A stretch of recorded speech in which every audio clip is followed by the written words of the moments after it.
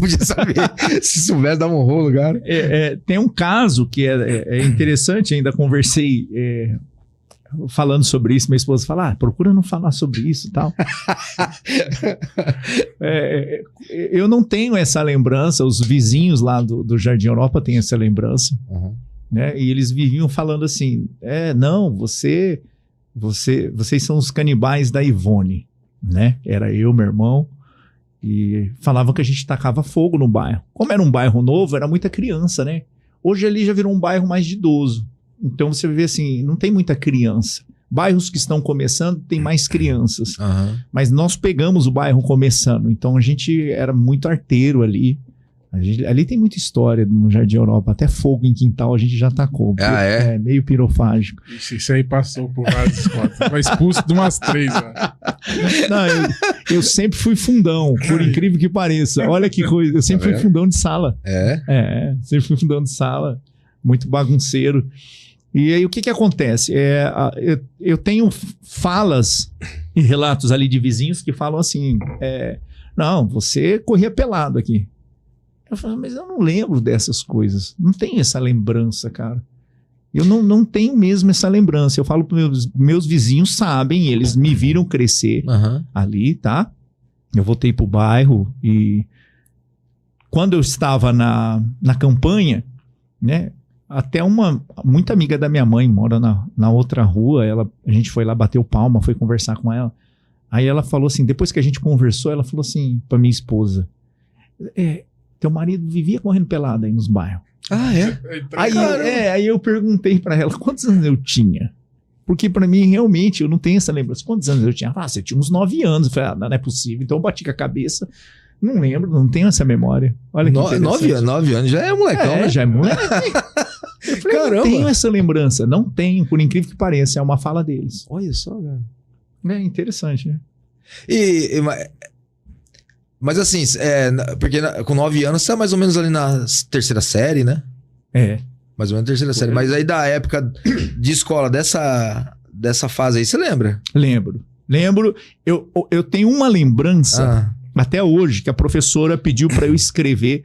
Então, separou a sala entre meninos e meninas. E aí, tinha que escrever. A professora de português dava uma palavra e você tinha que ir na lousa e escrever. Tá? Então, valia ponto.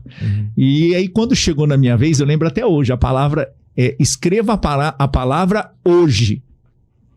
E eu fui lá e escrevi hoje sem H. Nossa! E nós perdemos.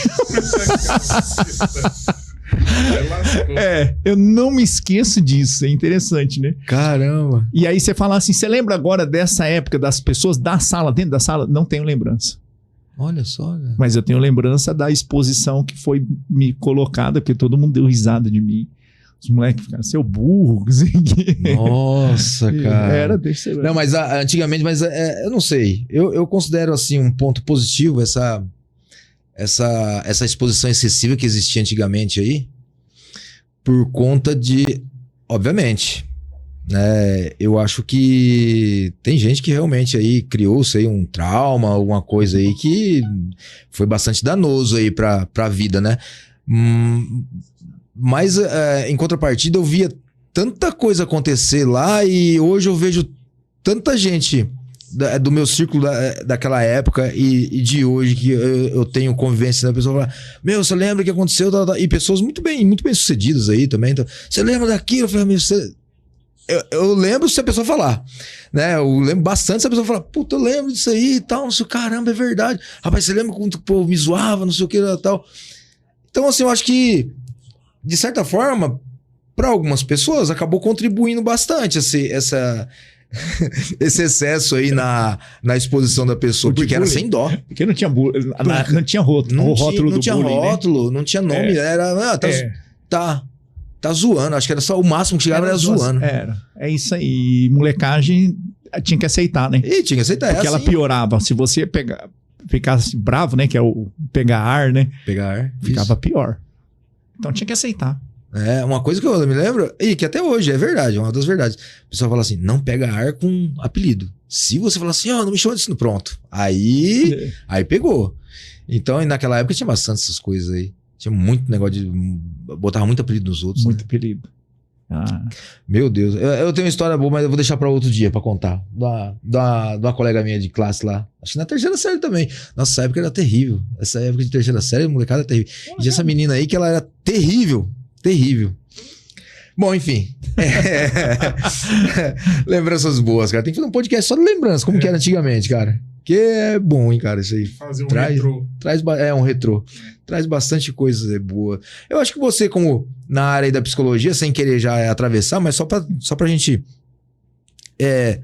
a psicologia vê hoje... hoje não. A psicologia, você hoje, vê como mais positivo ou menos positivo essa exposição excessiva de antigamente? Hoje, quando a gente pega para falar do bullying, essa autoexposição... Eu digo com relação aos tempos passados. E em relação a hoje, né? Uhum. Quando a gente pega... Assim, trauma sempre existiu, sempre vai existir, em qualquer momento, em qualquer lugar. A neuroimagem mostrou para nós que tudo gera trauma, tá? Porque até os 6 anos de idade, o nosso cérebro não tem onde acender. Ele não tem onde gravar, ele está em desenvolvimento. Então está numa fase chamada concreto caótico, que é a fase da florzinha, da bananinha, que a gente aprende a florzinha, depois o número 1, depois a escrita 1. Então o cérebro, ele acende no mesmo lugar. Ele acende no mesmo lugar com a morte do peixinho, com a entrada de um irmão. Olha, por incrível que pareça. Você é filho único, você tem ali a exclusividade de carinho, entra um irmão e lhe rouba isso. Tem vários vídeos, se você pegar na internet, de crianças querendo morder, puxar. Você vai ouvir muita história disso, né? Então você vai ver. Então o cérebro, ele vai acender no mesmo lugar, como se você tivesse ocorrido realmente um fator de vulnerabilidade ali. Você tivesse perdido teus pais de forma real mesmo. Então é aí que inicia esse processo que é uma marca, né? Que a gente fala. É uma marcação no cérebro que vai gerar a crença. E isso todos nós temos. E isso não vai mudar, tá? Trabalhar menos ou mais não vai mudar. Eu acredito que naquela época, a nossa geração era uma geração que suportava mais. Porque você tem que aprender a aceitar, né? A aceitação é um caminho de superação. Então é claro que teve gente que ficaram marcadas. A gente tem marcas, todos nós temos marcas. Mas eu vejo a nossa época uma época mais forte para suportar esse tipo de pressão social, conviver. E a gente vivia desse jeito, né? Eu falo por mim. Quando eu fui para uma escola particular ali, eu era um dos poucos na época que era moreno. Por incrível que pareça. E eu era zoado o tempo inteiro. Então já saí de um lugar para o outro e era zoado. E a gente vai aprendendo a lidar com isso, né? Mas eu acho que a nossa geração foi uma geração bem privilegiada no desenvolvimento, tá? Hoje, preservar isso, a gente precisa preservar por causa do bullying, né? Quanto mais a gente avança, mais nomenclatura a gente cria, diagnóstico a gente cria, e a forma de tratar é diferente. Então, essa geração, a gente tem que tratar o bullying.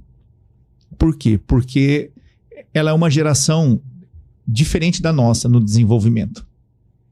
Essa geração, ela tem dificuldade de lidar com tédio. Olha que engraçado. Como que a gente lidava com tédio na nossa época? Cara, ia jogar bola na rua, ia brincar de salva lá pra tomar e ser espancado, essas coisas. E aí ia dormir. Quando não tinha nada, não é? Aí quando não tinha nada ia dormir. Ia dormir. Não tinha nada. Ia dormir. Ou você criava alguma coisa, né? Então, nós fomos treinados a lidar com tédio muito melhor que essa geração.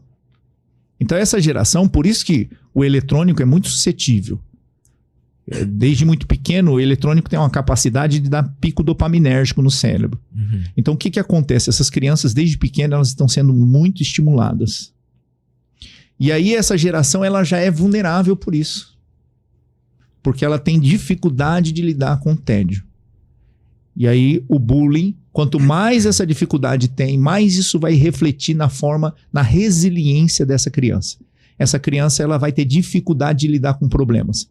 Por quê? Porque você estimula o cérebro toda hora ter pico dopaminérgico, você fica ali deixando a criança num TikTok, num eletrônico. Quando você tira, o cérebro ele desliga tudo aquilo que é desinteressante.